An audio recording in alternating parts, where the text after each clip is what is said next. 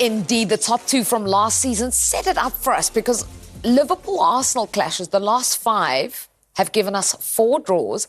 They've been highly competitive. I think the only one from last season set it up for us because Liverpool-Arsenal clashes, the last 5, have given us 4 draws. They've been highly competitive. I think the only one produced a winner. Yeah, it's interesting actually because the good news for Arsenal fans is they're unbeaten in the last 6 at Anfield. The bad news is that they haven't won at Anfield for 13 years.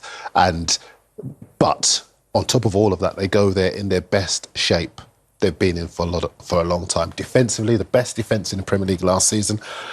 I think not a lot of attention has been paid to the fact that Arsenal have invested in Zubimendi, who's an outstanding defensive midfielder, and Mosquera as well, the Spanish international centre-back. That kind of signing gives them the platform to allow the front 6 to go and do what they do best. And that's the reason why I give Arsenal a really good chance this weekend. Well, let's talk about Liverpool because naturally defending champions and they've started really well, come through a very difficult game on Monday night with all the drama off-field as well, the Alexander Isak battle, and won 3-2. Rio Ngamoa at such a young age, scoring such a big goal. It's always important when you're a young player and you come into a game like that, you want to try and have an impact. What was amazing for me is the composure he took to put that in the back of the net because it comes off a dummy. So that means he's got good chemistry with his players already. And the technique on the finish to just wrap it into the side netting without taking a touch, it just shows you how confident the young lad is. I asked you before the show, when you made your debut, you were saying you were 17. You're in that moment, you've got the opportunity not just to score a goal, but the winning goal in a massive match. You will know what's going through his mind, won't you?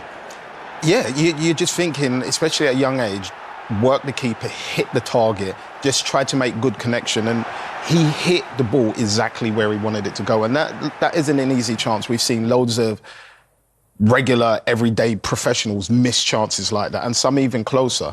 But he knew exactly what he was doing. He anticipated that his player was going to dummy that ball as well. He knew with all his confidence how he was going to take that technically. And you can just see it.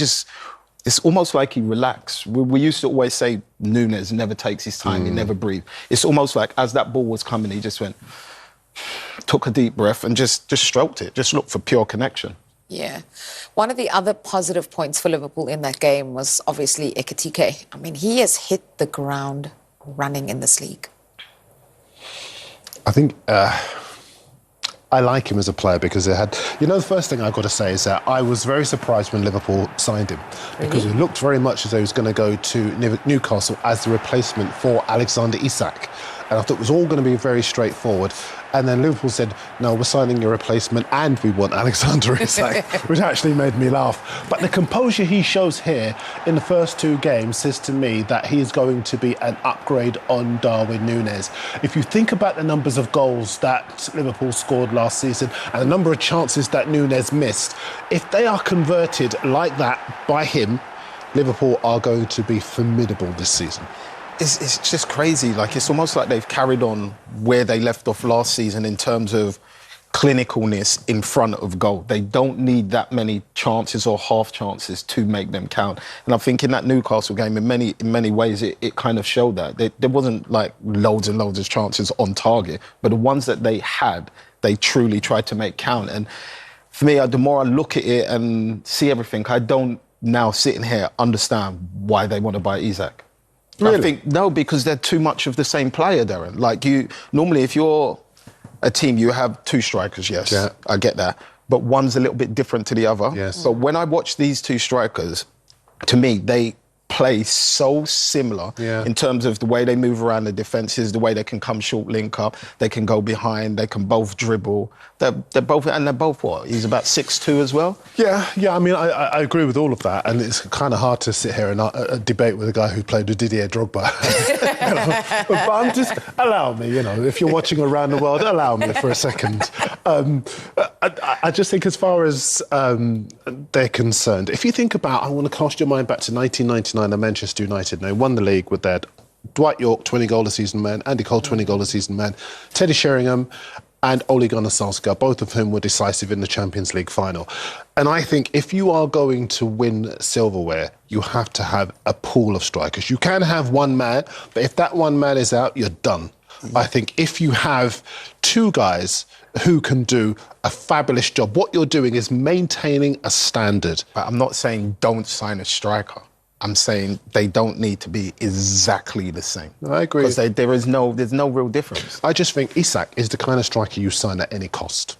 Any cost. We saw that last season. He's decisive, he can score. He's a Thierry Henry type player.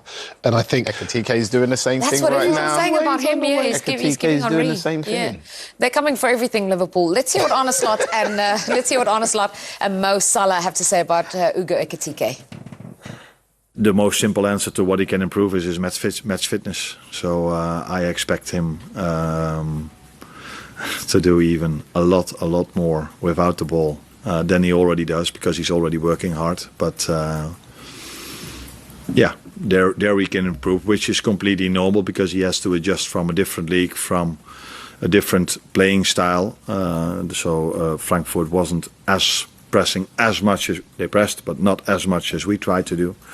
And then coming to a different country, coming to a different league, yeah, there's a lot for him to handle. With Diogo or like Darwin and Lucho, I know where to find them, I know their game very well, but with Hugo he's still new, so sometimes he needs the ball in the field, sometimes he needs in the space.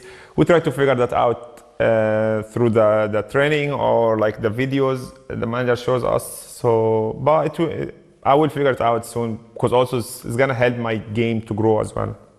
I think if there is any criticism of Liverpool in the opening two games, it's the goals that they've conceded. Yeah, I think Konate's been a little bit wobbly. Gyökeres hasn't hit the ground as well as people thought he would. But I think the massive key is Gravenberch and McAllister missing from in front of them. I think because of the fullbacks' goal, the centre-backs are pretty much left open with only one of them playing at the same time. I'm so glad you said that, because lots of people feel that the solution is a Mark Gahey, for example, another centre-half, but it's the protection for the back four that they're lacking. It helps them with...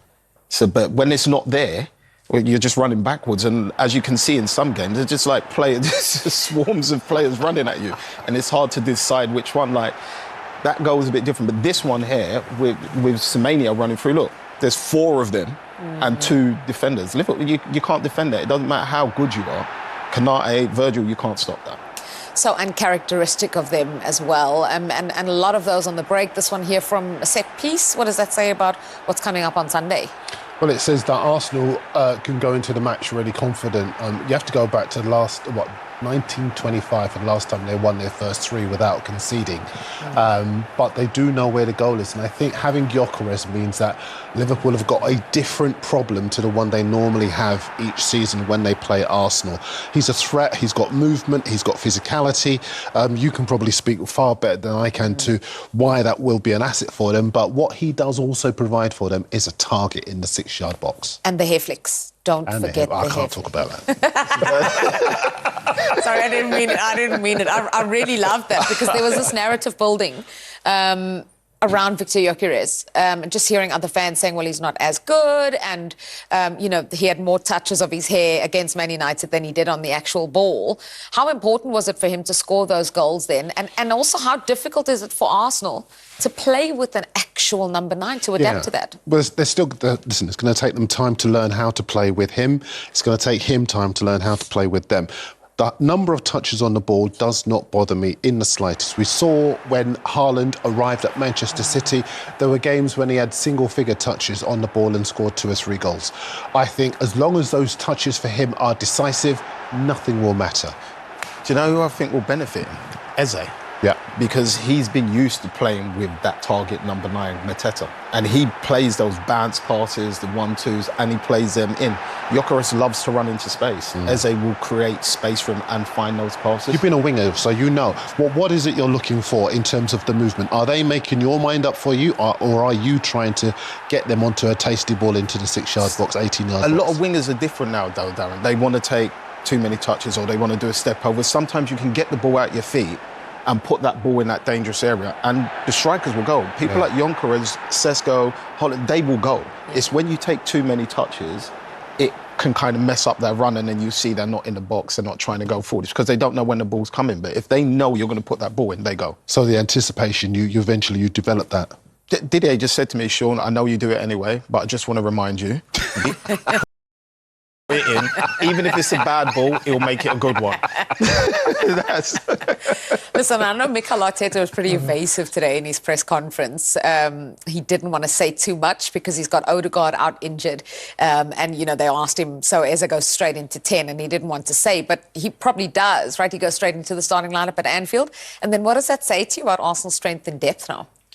It's getting to the place where they've been wanting it to be. I think because normally people leave and they don't replace them, whereas now people are leaving, they're replacing and still building on top of that. And to bring in a player like Eze on top of what they've already brought in, like that's telling you they're in the run for this title. And it's going to take a lot to knock them off the perch. Because as Darren said, for me, over the last 2 or 3 years, they've probably had the best defence in the Premier League. And for whatever reason, they just can't win the Premier League. So this year, they've got the tools to do it. It's just whether they're all put together rightly. OK, so ahead of the game, Mikel Arteta has been talking about the injury concerns and the depth of his squad.